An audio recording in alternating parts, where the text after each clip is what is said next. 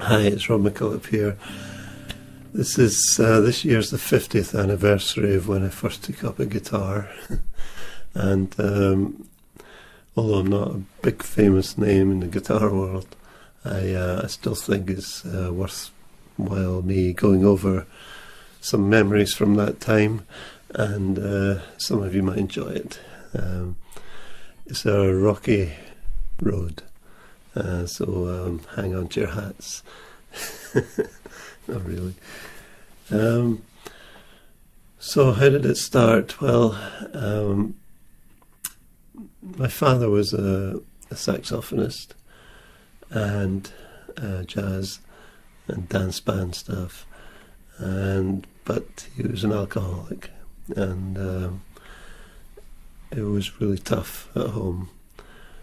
And eventually he left, abandoned us when I was about 13, and my poor mother had myself and 3 sisters to look after, and we were already poor before he left, so it was a really rough time. So I got a job as a paper boy, delivering papers. So I used to get up at 6 o'clock in the morning, do these. It's a really big round, a lot of these multi-stories, big, huge apartment blocks, and very often the lift wouldn't work, so I had a lot of climbing to do. And the result was at school I would fall asleep. I had a tough time at school because in previous year I used to steal my father's alcohol, and I would drink it in the classroom and go into school, and I got in a lot of trouble with that. So it's a typical, very working class, poor upbringing.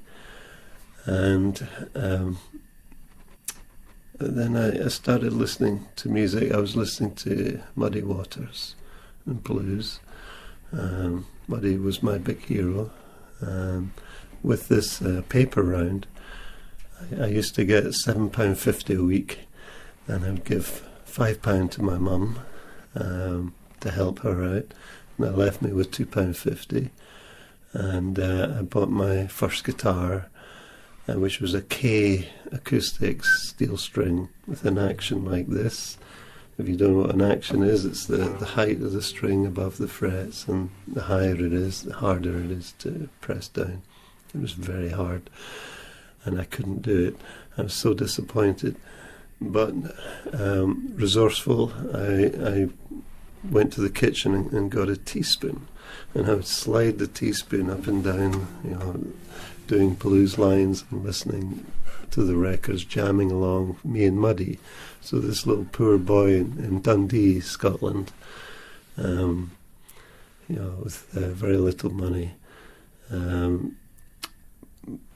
playing Muddy Waters and getting in tune with music, and that opened up the Rolling Stones and all the other groups that were around.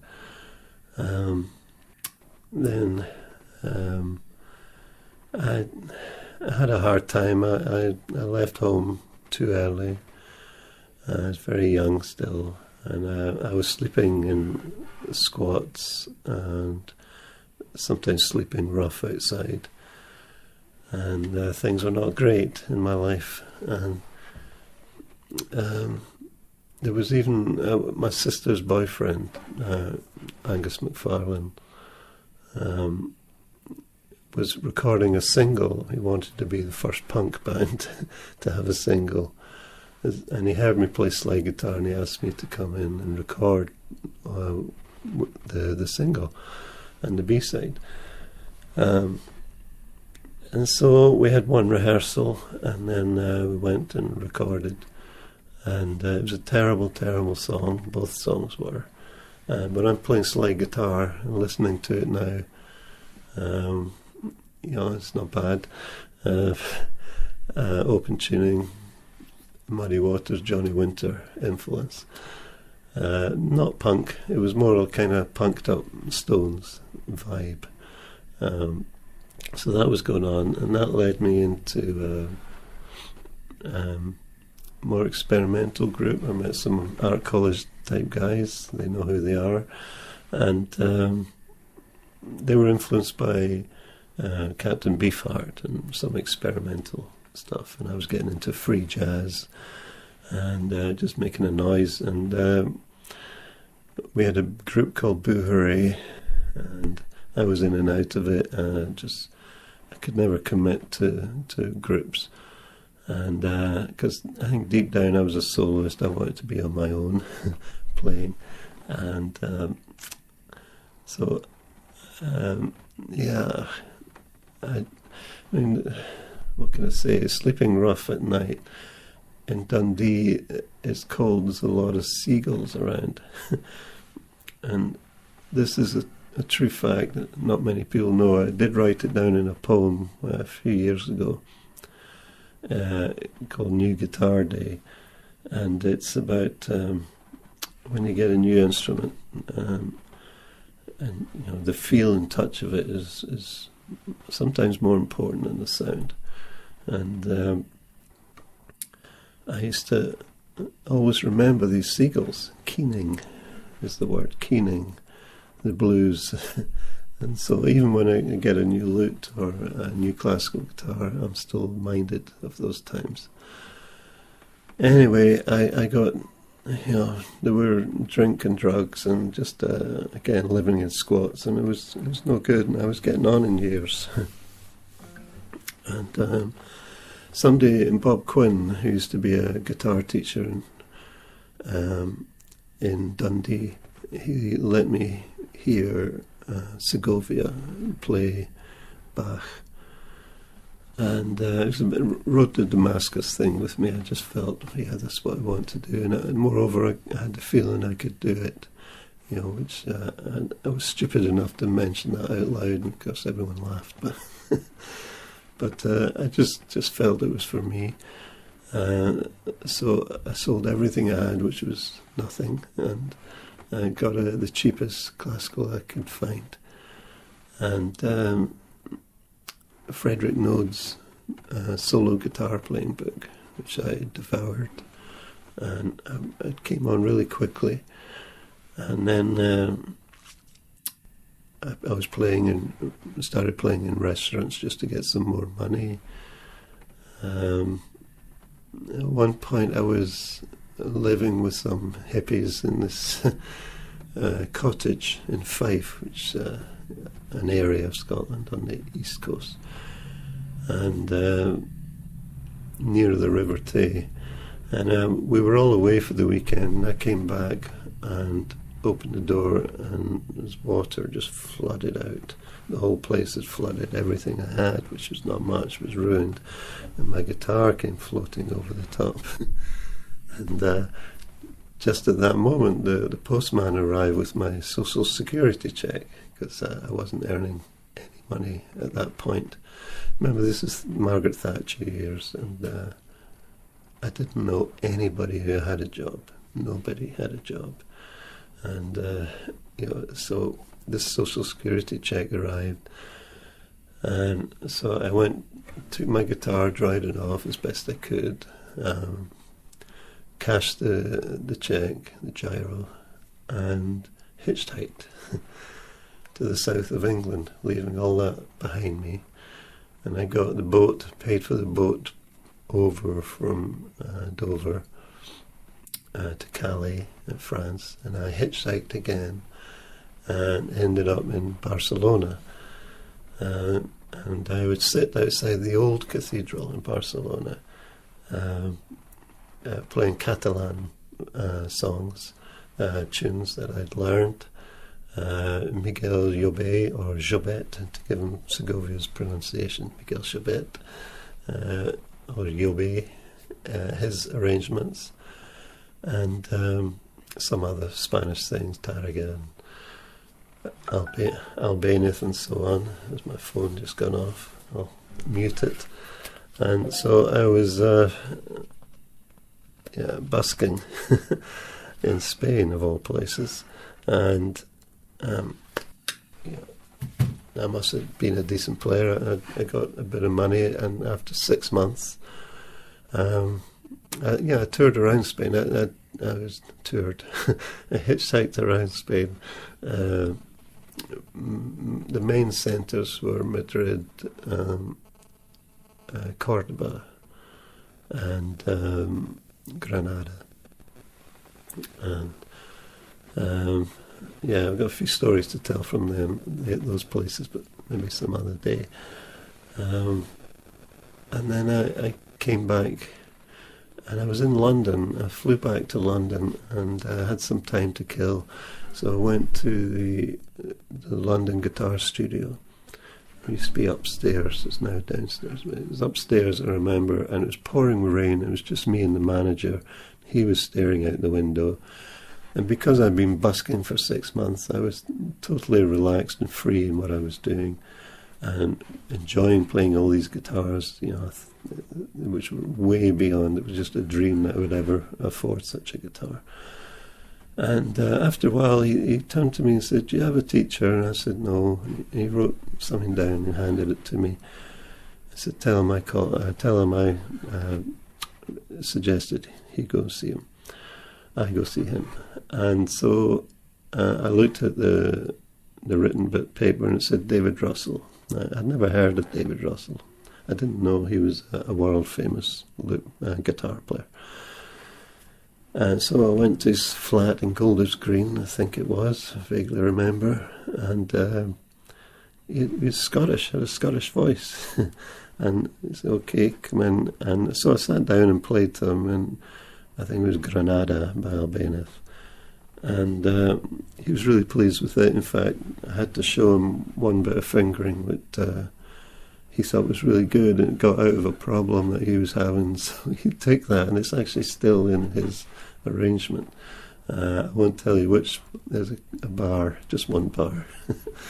And so that influenced David Russell. But he was very nice to me and encouraging.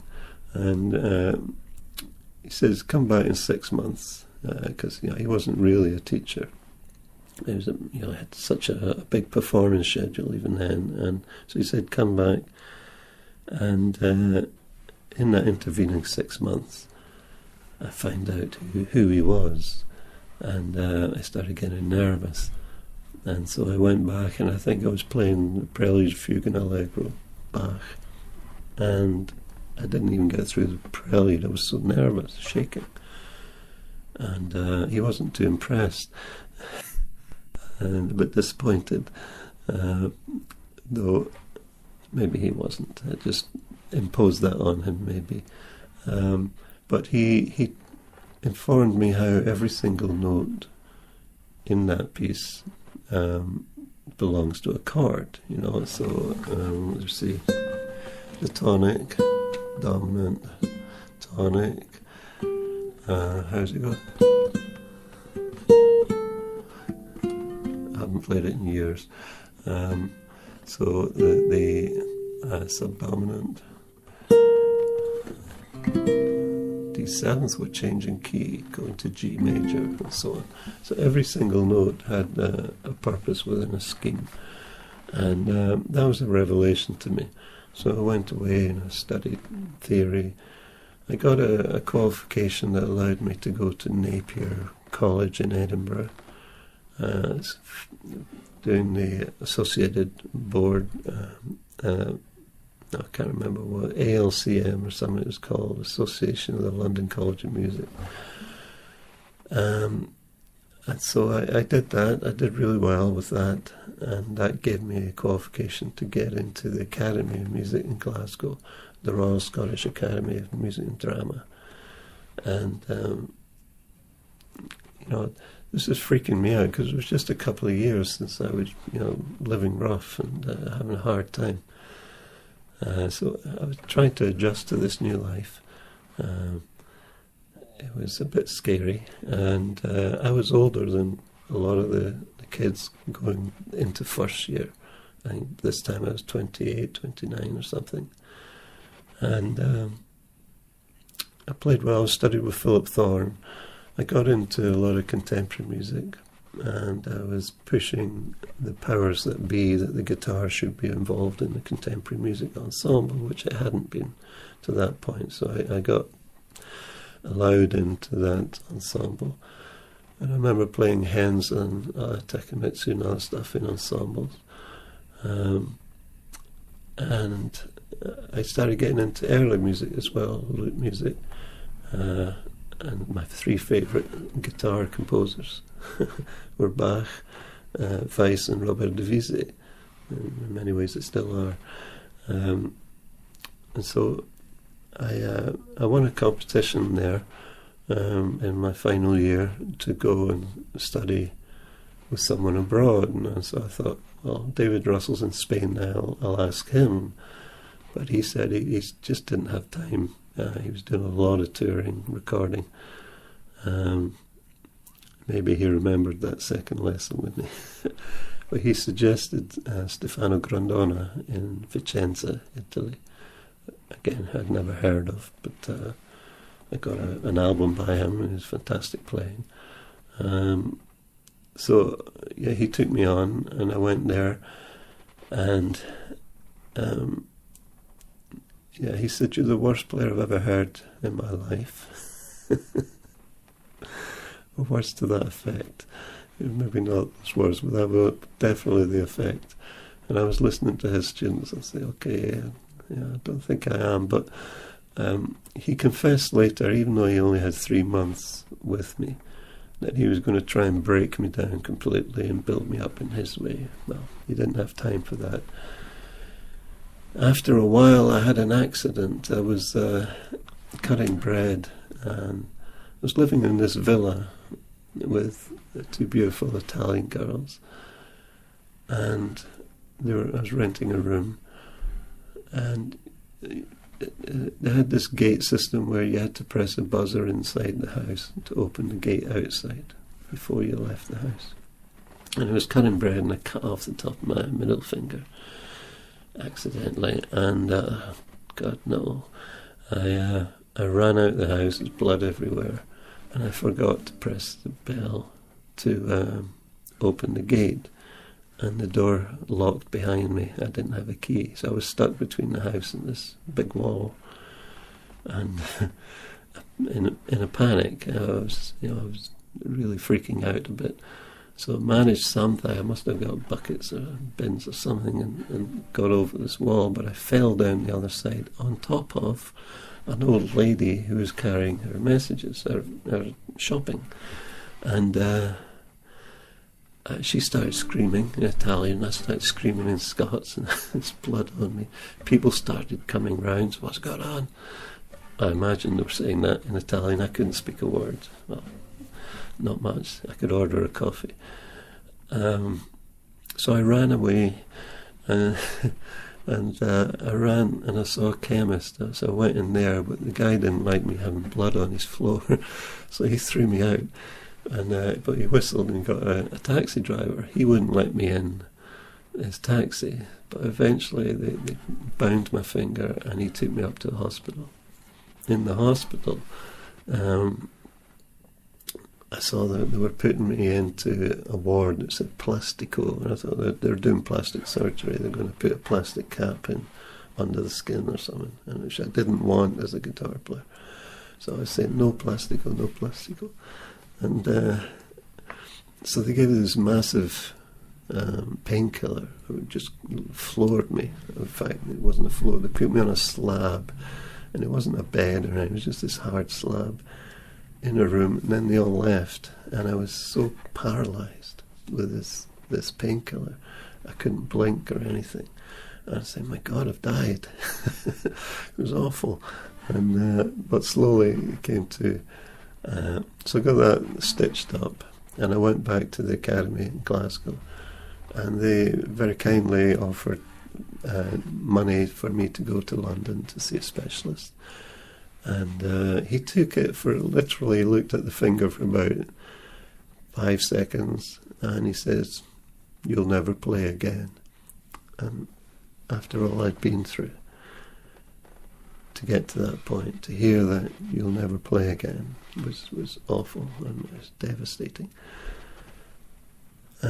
So I took time out, and I was thinking, oh, maybe, I like libraries, I'll maybe do music research or something.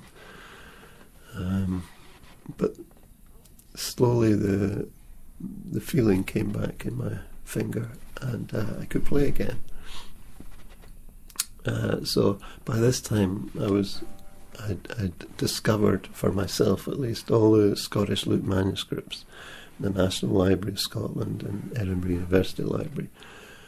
And I was really into the lute, and I just wanted to play this Scottish music. But I still had my final exam to do. So I got my act together. I did an exam. I remember doing things like Dritentos and Maxwell Davis's piece on, what's it called? Hill Runes, and lots of Bach and other stuff, and Dowland. And when I finished the performance for the exam, I came out and I literally bit the nails off my finger. I said, never again. I'm a lute player now, but I didn't have a lute. So I went to London to try and sell my guitar, which, by the way, is a Michael G guitar. Michael wasn't that famous at the time, and his guitars were relatively cheap. A student could afford one. But he was getting better known. Anyway, I went into the, what's it called? There was a guitar shop near Leicester Square, Spanish Guitar Centre or something. And I went in to see if they would buy my guitar, and lo and behold, there was a big archlet lying on the floor in a case. And I said, oh, can I swap this for that, or at least part exchange or something? And there was a young guy working there. He said, my boss isn't here, you probably can, but you better come back in an hour. And I came back in an hour. He says, no, I don't want part exchange, I want money for it. Now, there was a girl who in London, Helen Sanderson, who was interested in my guitar. She knew it was for sale, so I got in touch with her, and she said, yeah, she bought the guitar for me. Great. I think Helen's well known now in Midlands or somewhere in England, as she was a really good guitar player. But we haven't been in touch since then. So I had the money, and I bought my first arch lute. I went back to Scotland. And at the time, there had been a couple of lute players in Scotland, but no one was active. Poor Francis Cowan, who was a good player, he died in a car crash, and it was a tragedy. And the other one was Neil Mackey. We had never met. I don't know him.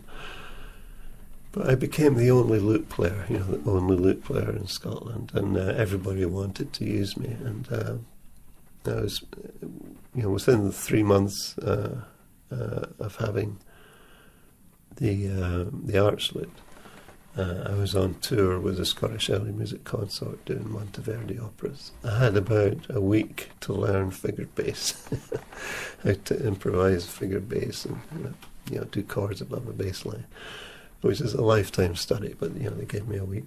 So I wrote in all the chord names and so on, just figuring them out on this new tuning. And I worked incessantly at those times, constantly, would practice incessantly, and I just became quite good on the lute. And then I met William Taylor, or Bill, call him Bill Taylor, who was a specialist in historical harps, and we formed a group called the Rowallan Consort, and we did Scottish music from medieval periods through to 1600, and so medieval Renaissance, and also 1700. So we were taking these Scottish lute pieces and playing them in ensemble, and we did a recording, an album, Notes of Noise, Notes of Joy. And then we had a few problems with record companies and so on, so our next recording wasn't under the name of the Llewellyn Consort, and that was on Dorian Records in America. And we recorded in Roslyn Chapel in the days when you could just walk in. Nowadays you have to pay money to go in, thanks to that stupid book and film. But it was a beautiful place, a great acoustic, but freezing cold. I remember with fingerless gloves on, woolly hats, trying to play this stuff. Breath was fogging up the music stand, stuff like that. That I went to number 1 in the Scottish classical music chart, according to the Scotsman newspaper, and I was the first of 3 number 1s. And I did a solo album, and then another, and then another, and so I did a few, and I was touring a lot, and I went as far as Japan. I had met my wonderful, amazing wife, and we have a daughter, Rona, who's now has a master's degree in textiles, and she works in London, the industry, and is developing her own artwork as well. Wonderful, very proud of her. My wife's a lexicographer, and she writes dictionaries. Works freelance for Oxford University Press and others. Where am I now? Yeah, I was in Japan, and I felt so lonely. I just wanted to be with them. I looked at many musicians were getting divorces and having a rocky time. And when our child was born, I remember holding her in my hands, my arms, and saying, "I'm not going to be like my father was to me." And so I gave up drink. I've had a couple of drinks at New Year, Hogmanay, but I gave up drink then. And when I was in Japan, I decided I wanted to be a father more than I wanted to be a performing musician. It seemed either or at the time. And so I made that choice, and it was the right one. And so I moved back, and I've been teaching ever since. And really enjoy it. Now, I used to teach locals, and they would come to me to learn pop music and rock music and blues and stuff. But since COVID, everything's on Zoom, and all my students now are around the world. I mean, all over the world. I mean, there's Australia, China, Japan, Middle East, lots in America, both Americas, 3 Americas, the Americas, and lots of places, and it's wonderful. I get to know people from all over the world and help them when I can. I've become known for no nails playing, because my technique developed. I used to play nails, and then I bit my nails off and declared myself a lute player before I even had a lute. And then when I went back to guitar, I was still playing, but not like the Renaissance lute, which has the thumb inside the hand. During Dowland's time, he started this way, and then went up. The neck came up and his thumb came out as he started doing more, have an independent bass line and so on. And so that's the technique I had on the lute, and it transfers well to guitar. Occasionally the pinky's down. This is a big myth that you plant your pinky on, it just grazes. It just grazes. It often comes off. And it's just an accident that it actually touches the top because of the angle that you're playing it.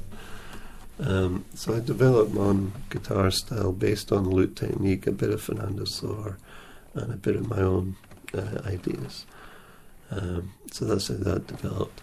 And I play lutes and I'm nearly retired now. I'm getting old, so 63. I retire when I'm 65, but I'll probably keep on a couple of students. And that's it. That's my 50 years. I'd had a difficult start, and it almost got blown off completely when I cut my finger. But it's been very busy since then, and I've enjoyed it very much. But I made the right decision, staying at home, and it's more me. I'm very happy this way. I don't want to go doing tours and things.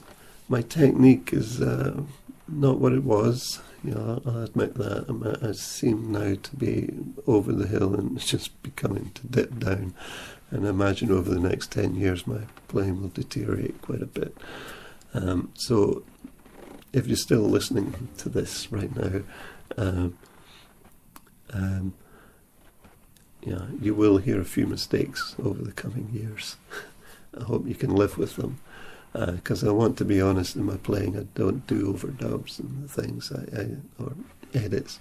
I did once in a video and regretted it. I felt so bad afterwards. So what you hear is what you get. It's kind of honest, and I don't do multi-angle shots, putting together multi-takes of a piece. So you're going to get it warts and all, and even if there's only 5 of you left watching me, I'm happy to play to you. And it's enjoyable to share. Okay, that's it. 50 years. Here's to the next 50.